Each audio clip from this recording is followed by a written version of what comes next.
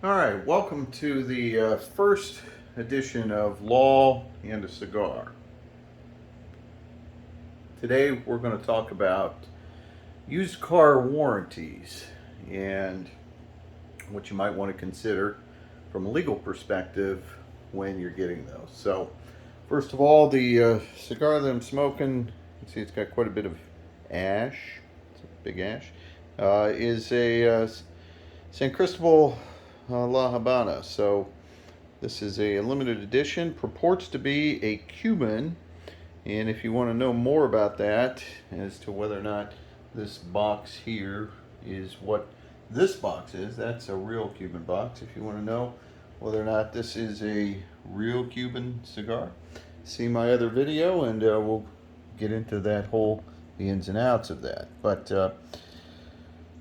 what I want to talk about here is the idea of car warranties, as in particular used car warranties, and what the legalities are. But before I do, a disclaimer: although I am an attorney and I'm licensed to practice law in Ohio and Michigan and in federal courts, this is not intended as legal advice. There's no attorney-client relationship here. This is simply my opinion.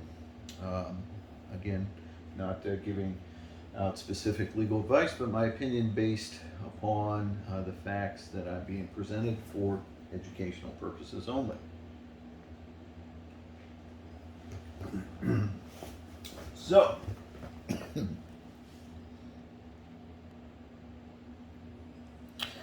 all right, pardon that interruption there. That was either a combination of the cigar or the iced tea, but nonetheless, all right. So, if you enjoy this, ask you to subscribe, and if there are legal issues you'd like me to discuss, let me know down in the comments, and I'll try to get to it. So, what brings me to the used car warranty issue? Well, like many things, I've had the issue myself, so sometimes that's the best time to address those things. And so, this matter has come up on two occasions. One was with Ford. And Ford purports to have a really good warranty program. And they have the Ford Protect Premium Care Extended Service Plan. And by the way, dealers typically, when you buy your car, are marking these up quite a bit. And so, from a economical perspective, you're much better going online. There are some Ford dealers that really cut the cost of those Ford warranties, and you can buy them online directly from those companies at a substantial cost, and you're getting the exact same warranty. The warranty is good in any Ford dealership across the country in the United States, and so it doesn't really matter what dealership you buy it. You don't have to buy it from the dealer that you bought the car from. The other thing is that they're transferable, so there's an issue there, legally speaking. You can transfer it. You always want to look at the contract and see what the terms say about the transferability. I believe Ford charges $50 or $75 to transfer the warranty to a new owner, so it can be worth it in terms of a lot of people buying a car from you will be more likely to buy it if it has a Ford authorized warranty. And so, again, it's not on its face, it's a pretty good deal. And again, you can go online, some of the dealerships, I know there's some on the East Coast, I think it's maybe Connecticut, Rhode Island, there's a Ford dealer up there that has a really good price. And so you can get an extended warranty to cover your car, 100,000, 125,000, 7 years, any number of years really. And it can be a really good deal if you're worried about running into substantial repair costs. So, what's the issue? Well, part of the issue that I ran into with Ford is that I had a strut that went bad. And how did I know that strut went bad? Well, my tire was wearing bad. I took it in for an alignment, and the dealer said, the strut is bent. I said, okay. My warranty specifically covered struts. It said McPherson struts, and that's what the Mustang had. And they said, no. It doesn't cover if you were in an accident or you caused the damage. And I said, well, I wasn't in an accident. So, well, you had to be, or maybe you hit a pothole and that bent the strut. And I thought that was kind of ridiculous because, if you live where I live in Ohio, a lot of potholes. And so it's foreseeable you're going to hit a pothole. And if the strut isn't made well enough to withstand that, it should be covered under the warranty. And that was my argument. The dealer said, no, a bent strut is automatically caused by the owner, somehow by their driving. If it was leaking oil out of the strut, gas or air, we'd cover it, but it's bent. So I said, well, I don't agree. And they said, well, sorry, we're not going to cover it. So what do you do in that instance? We look at the contract, right? And the contract is, fairly clear. And again, I talked about, I kind of gave you the outline there. They list the parts that are covered, struts in there, but they also have this clause in there about if it's caused by an accident or misuse by the driver. And so, again, are they going to, how do they know, right? Unless it has obvious signs of an accident.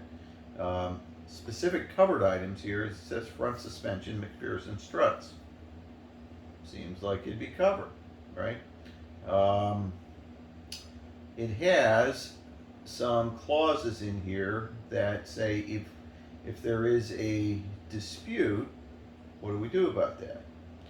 And most of your extended warranties, what you need to know is that they have an arbitration or mediation clause in them. Now, that may not be such a bad thing because it's costly to hire an attorney and go to court and enforce this warranty claim. So sometimes arbitration can be less expensive, but not always. And so in the case here, what that clause talked about is that if there is a dispute, they have a dispute resolution clause. It says either you or we may choose to have any dispute related to this agreement decided by non-binding arbitration, and this one's administered by the Better Business Bureau.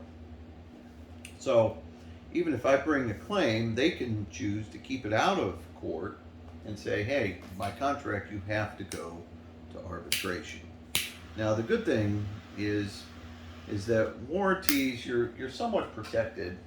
There's a nice book here from, this is Consumer Warranty Law, and it's from the National Consumer Law Center, and it talks about some of the UCC, Universal Commercial Code, and the act that really extends your protection is called the Magnuson Moss Warranty Act, and basically what that does, it allows you to enforce your rights under these contracts and avoid a lot of the common ways out that dealers may take, or that they may say that it wasn't all that clear, and this gives you some protection. However, it also gives you the right, if you prevail, to get your attorney fees. Problem is, often you have to pay those fees up front unless you find a consumer lawyer willing to do that. So what happened here in my case is that I brought it to arbitration. I contacted the Better Business Bureau arbitration program, found it online, And they acted like they never heard of this warranty claim. They said, well, we're dealing with new cars. I said, no, this is specifically in my extended warranty on a used car purchase. So after a lot of runaround, they sent it to the right department, and that department promptly dismissed the mediation, saying that no, we looked at it, and before even we had a hearing, they said the strut issue is not covered, which is really crazy in that the warranty itself says struts are covered. They wouldn't even take the time to hear the case in arbitration, which I thought was ridiculous. But what that does give me now is the right to sue them. And so they denied arbitration, so I can take them into court and sue on a breach of contract. Will I choose to do that? I may. It's just whether or not I want to put the time into it. We're talking about a $1,200 repair. So, I mean, it's significant to that extent, but it's also a lot of time to bring the action. If I prevail, I can get the reasonable cost of my fees to do that. And so it may be well worth it to do that. But my point here is that they have these outs, right? And it's almost like this Better Business Bureau that they contracted with here. They don't make it easy on you to bring your warranty claim. And so if I wasn't an attorney, I think it's very difficult to get as far as I did, which I didn't get very far at all. And now I'm at the point where I have to sue them. And so, is an attorney going to take this on, or am I going to have to pay a lot of money out up front, and see if I can cover that? Well, that's not great, right? And so that leads me to say this, that if they choose not to cover it, you have recourse, but that recourse can be expensive and may be sidetracked through arbitration. The second deal that I'm looking at is a Tesla. And so this Tesla also has a warranty. And the interesting thing about that, the way it's written is so confusing, right? And so it says that this used vehicle limited warranty applies to vehicles that are under 4 years old and have less than 50,000 miles on the odometer at the time of Tesla's delivery. Again, this is a used Tesla that's being bought from Tesla. So if it's under 4 years old and less than 50,000 miles, it says it's protected for 4 years or 50,000 miles, whichever comes first, starting from the delivery date. All right, gives you an extra 4 years, 50,000 miles, right? Well, sort of, because that provision was only in effect for the date on that warranty program there is effective June 20th of 2019. Well, what did Tesla do? They must not have liked having that 4-year, 50,000 mile extension, and so they let it go into effect for about a year, because October 15th of 2020 they got a whole new used vehicle limited warranty. And that used vehicle limited warranty now has a clause that says be covered for 1 year, 10,000 miles, whichever comes first, starting from the expiration date of the original 4-year warranty that came with the new vehicle, or if the original 4-year, 50,000 mile limited warranty has already expired, then you've got that 1 year point going from the date that you purchased it, or the delivery of the used vehicle. So they changed it, and what I've read online is that people who had that warranty, the 4-year warranty, when they take it in, now Tesla's under this 1-year warranty, they shouldn't be able to do that, because a contract's a contract, and so they can't change it after the fact. People who buy one now, of course, are going to be under this more limited less valuable warranty. I understand that. But if you bought it back in that period of time where they had that 4-year warranty, you should be covered. Principle of contract law is you can't modify the terms unilaterally.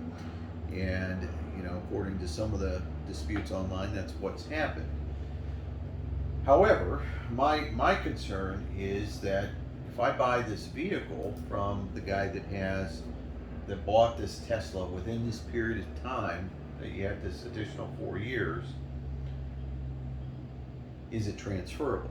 Well, that's in the contract. So you have to look at that. And here, in this provision, it says it's transferable at no cost to any person who subsequently and lawfully assumes ownership after the first retail purchaser.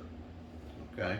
So it should be transferable, but again, are they going to look at that and say, well, at the time you transferred it, you are now under our new warranty? They should not, because that other contract should prevail, but I wouldn't doubt that they will try to sidetrack that.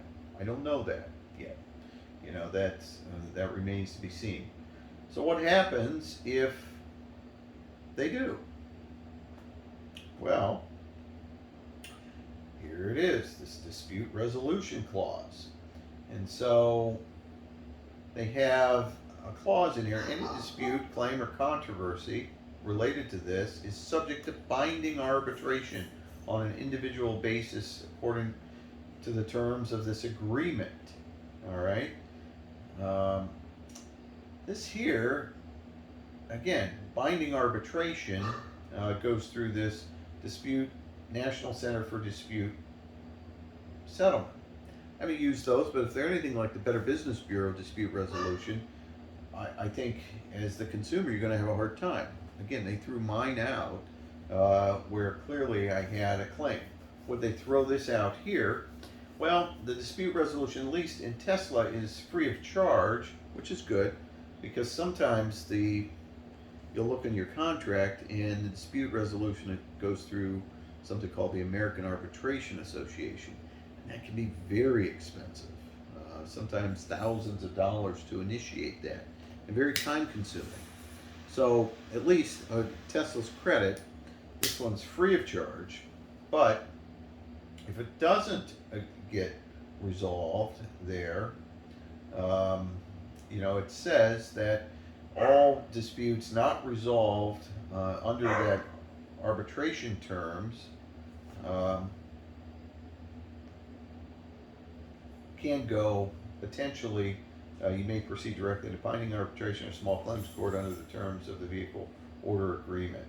All right, so it doesn't make it easy for you to enforce your claims. And so the whole idea of whether or not buying a used car warranty is a good idea, is a good purchase decision, well, you have to make that decision based on whether or not you want to take the chance of paying for repairs or the cost of paying for these warranties. These warranties are not cheap generally. But the point of this video is to talk about the legality of that and so I'm telling you, if you run into a dispute, it may be costly to enforce that. And so you want to look at those terms, read that agreement, see if you think, that you're going to run into problems. Is the agreement so that there's a lot of wiggle room for the dealer to say, hey, that's not covered? And if that's the case, you may have to expend a lot of time and effort to get to arbitration or mediation, and then have to have that step before you get to court. And so it can be difficult. I'm running into my own issues with it. These car dealers are in it to make money. They want to put in hurdles for you to cross if they want to deny a claim, and they're not going to make it easy on you. So I hope this was helpful and informative. And again, if you want to have more legal discussions on various other topics, let me know. All right, take care.